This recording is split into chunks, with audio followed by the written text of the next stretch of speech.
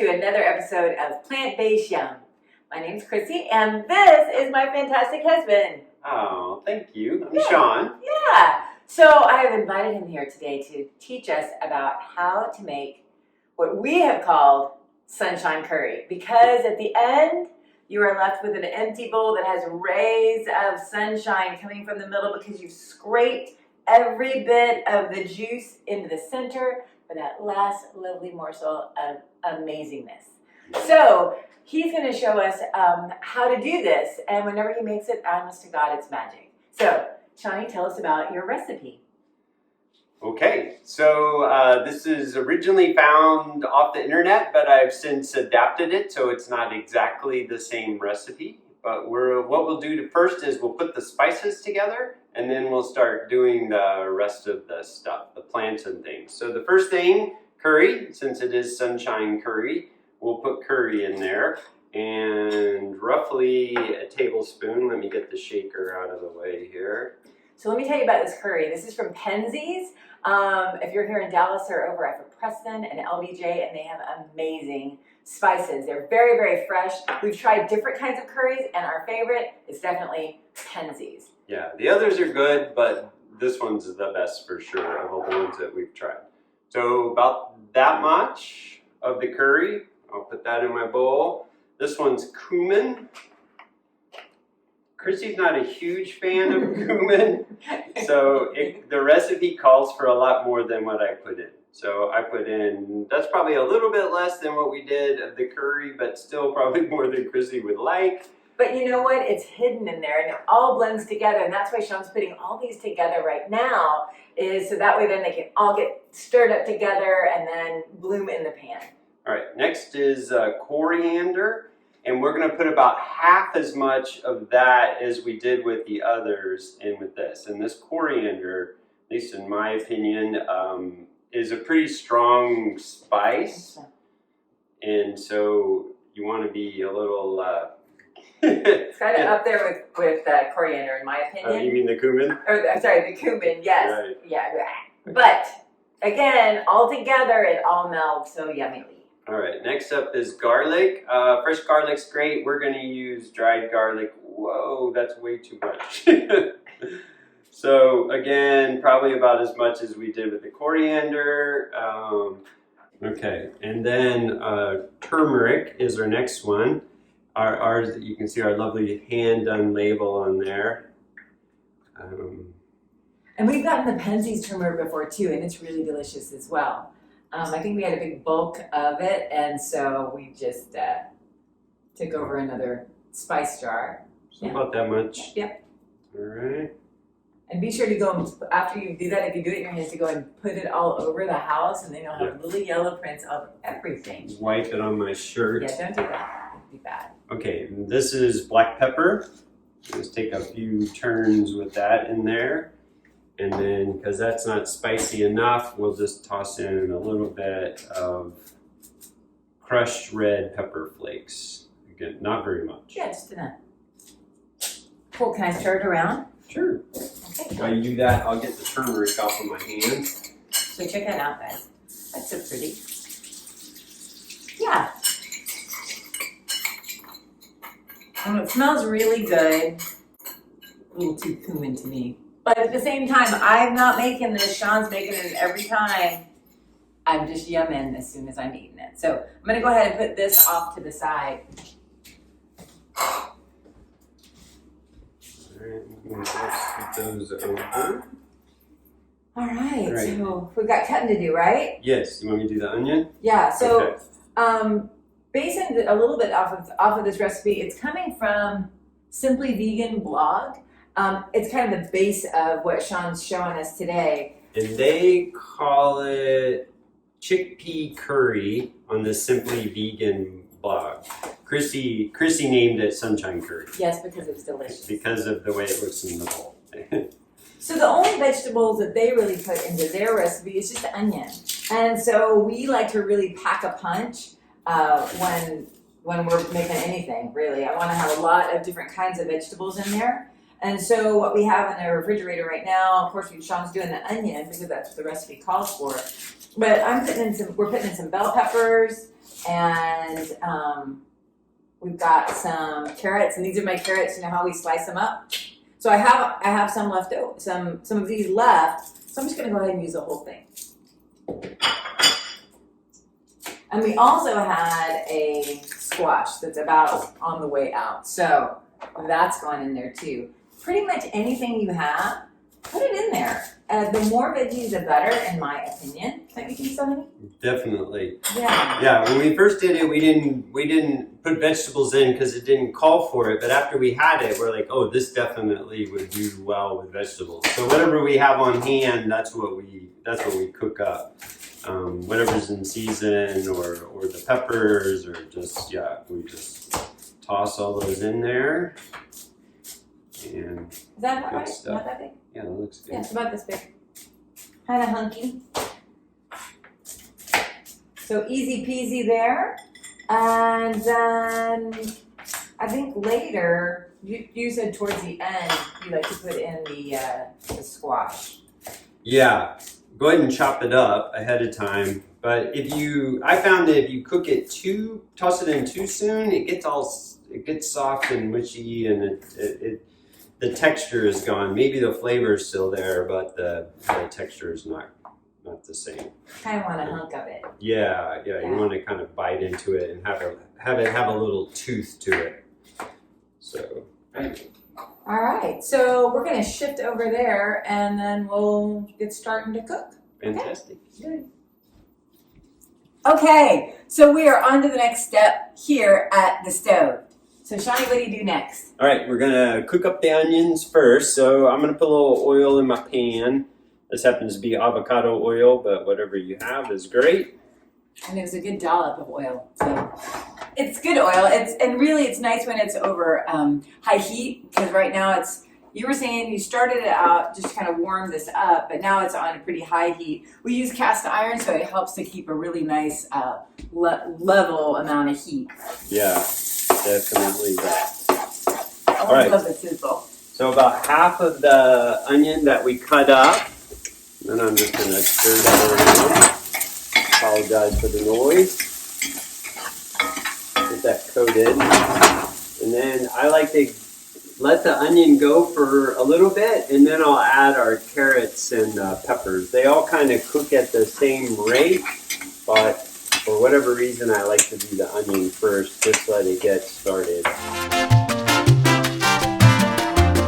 It's got just a little bit of brown on it, so I'll add in our carrots and peppers and let those cook up with it. And kind of stir them around, get some of that oil on it. That does smell good. Yeah, I'd say another 5 minutes. Okay, Yeah. We'll be back. Okay, we got the onions, carrots, and peppers where we like them. The onions have gotten pretty translucent and they're done. The carrots and peppers could use a little bit more, but once we put the sauces in there, they'll cook in that and it'll turn out awesome. So before I put all that stuff, I like to toss in the spices and then cook them a little bit, bloom them. The way I do it is I just toss it in, stir it around, and then wait till I get a nice aroma of the spices. You get the aroma pretty quick, actually, but let them cook for just a little bit without burning.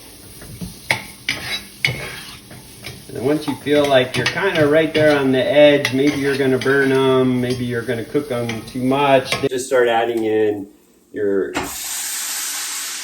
liquids, and then that'll just slow that right down. So that was the tomatoes. The recipe calls for tomato paste. We've never had any tomato paste when I've done the recipe, so I just started using diced tomatoes, and it turned out pretty good. And then I'm going to do the coconut milk. This, y'all, this is where it really starts getting them, and then, yeah. Nice. And the are they roasted bell peppers? Yeah, the roasted, fire roasted tomatoes. Those are the best ones. Yeah. Because then you get lots of flavor. Are you ready for garbanzo beans? Yes. Okay, so then I've already drained the garbanzo beans and I ripped them off. Put that in there. And that was just a regular can. And ginger, if you're not using fresh ginger, we just have a squeezed ginger. And I'll just toss some of that in there. Nice little dollop. And then I'll also add some miso paste.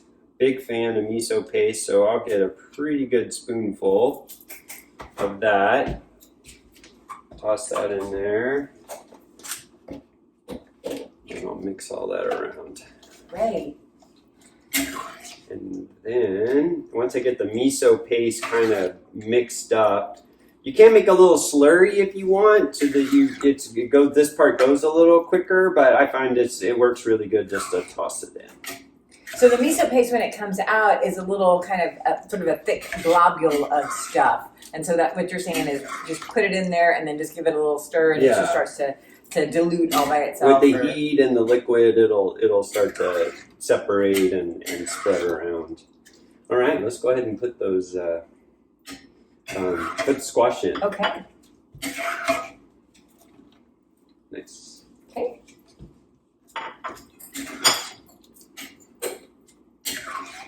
So the other thing that this recipe calls for is coconut flour. And what we found is when you add that coconut flour, it helps to thicken it up a little bit. And that doesn't happen until a little bit later. Yeah, more towards the end I like to do it. Kind of after I've gotten the squash cooked a little bit, then I'll start adding the coconut.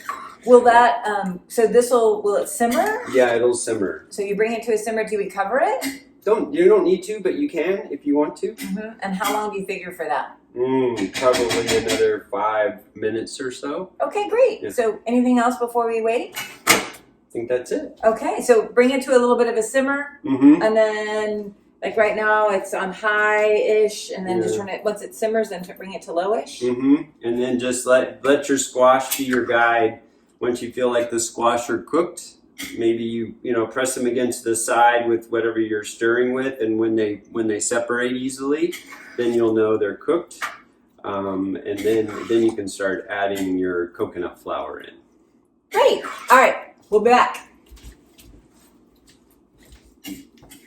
Okay, we're at the next stage of our little recipe here. So, Shawnee, tell us about what's going on now. Okay, so we brought the pot to a boil, or just kind of a simmer, and then let the squash go. So it's starting to look soft. You're seeing it kind of separate away from the skin there, and then if I press it against the side of the pan, it'll slice fairly easily, not too quickly, but a little bit. So I think we're ready to go. We've even boiled off just a little bit of water, so we've thickened up the sauce just a touch. And now we're going to add some coconut flour. The recipe calls for a tablespoon. I'd probably put in roughly that. We'll see. So I'll just toss that in. And then I'll give it a little stir, and we'll see what it looks like, if that did enough. So the thing, too, is if you like to have your vegetables more mushy, it can go a little bit longer. If you like them a little bit more crisp, then maybe a little bit more shorter. So this has probably been on the stove total for about 20 minutes. Part of that time was the browning, or the beginning part with the onion, and then the bell pepper and carrots. And then you bloomed all the spices. Yes. And then added in all the stock. So the tomatoes and coconut and the garbanzo beans. And then once that got all stirred up together, you put in the squash, and we just let it simmer for a little bit. Right on. Yeah. And then this little final touch is just kind of thickening it up. So did it thicken it? Yeah, I think that looks good. I mean, it's still soupy, but it's thicker than it was. Plus the coconut, you already have the coconut milk in there. Now we've added a little coconut flour, so you really get that flavor. If you wanted it a little thicker, we could add some more, but I like that, especially if you're going to add it to a rice or a noodle or something. it'll spread over it really nice, and that'll help soak it up. So. Great, awesome sauce. So should we serve up a little? Yeah, let's do it. Okay.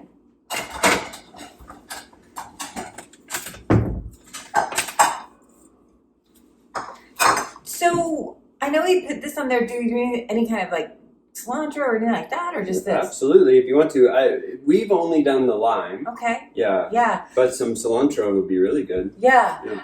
Another thing I was just thinking about, sometimes what we've done is we've lined the bottom like with some chopped spinach and then put this on top of it, and that's been really tasty too. But today, I think just ladle me up, man.